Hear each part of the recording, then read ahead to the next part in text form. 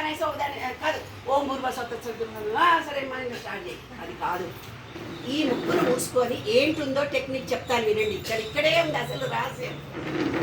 ఈ ముక్కు నుంచి ఫస్ట్ గాలి వదలాలి, ఎడమ ముక్కు నుంచి. అంటే గతాన్ని నీ వదిలిపెడుతున్నావని అర్థం. ఎడమ ముక్కు తల్లి, ఈయన శివుడు.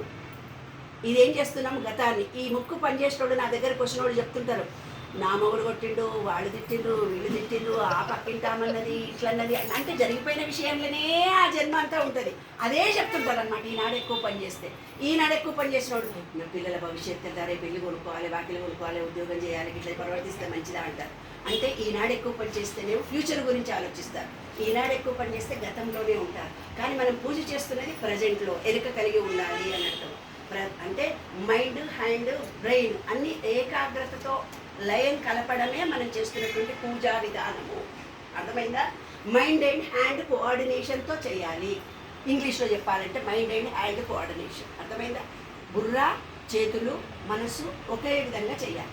ఒకే విధంగా చేయాలంటే 2 గంటలు ఈ ముక్కుతోటే పీల్చుకుంటాము, 2 గంటలు ఈ ముక్కుతోటే పీల్చుకుంటాము. అందుకే యోగా క్లాసులలో కపాలభాతి చెయ్యమ్మా అంటారు. లేదు మనకు కరోనా టైంలో మనకు కొంచెం ఇబ్బందులు వచ్చినప్పుడు పైకి ఇచ్చి ఇలా అనగానే మనం ప్రజెంట్లో ఉంటాం. ప్రజెంట్లో ఉన్నప్పుడు కోరిక కోరుకుంటే తీరుతుంది, లేకపోతే మీ కోరిక తీరదు. పూజ ఫలించాలంటే ప్రజెంట్లో ఉంటే ఫలిస్తుంది, లేకపోతే ఫలించదు అని తెలుస్తుంది. తర్వాత ఈ ముక్కులో చూడండి ఎలా చేయమని. మాకు మంత్రోపదేశం చేసుకున్నప్పుడు గురువులు ఇక్కడ ఎవరన్నా మంత్రోపదేశించిన వాళ్ళకి అందరికీ 16 సార్లు చేయమంటాడు నాన్న.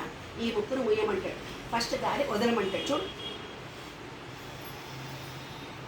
పొట్ట నిండుగా గాలి పీల్చుకుని వదిలిన చోటు చూడు, మూలాధారం దాకా మళ్ళీ వదిలిపెట్టుకున్నా.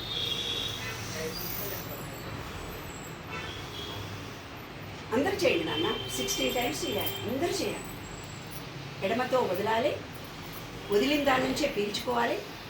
ఇదో వదలాలి, పీల్చుకోవాలి, మళ్ళీ ఇది క్లోజ్ చేసి ఇది వదలాలి, ఇది పీల్చుకోవాలి. అది అనులోమ విలోమము. యోగా చేసే వాళ్ళందరికీ తెలుసు.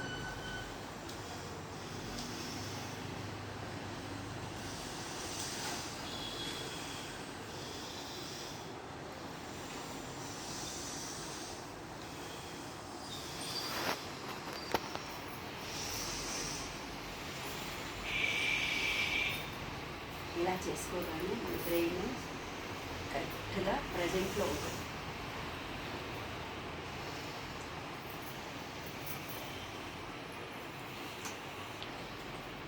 అప్పుడు మనం ఏం చేస్తామంటే ఓం భూర్భువస్వః తత్స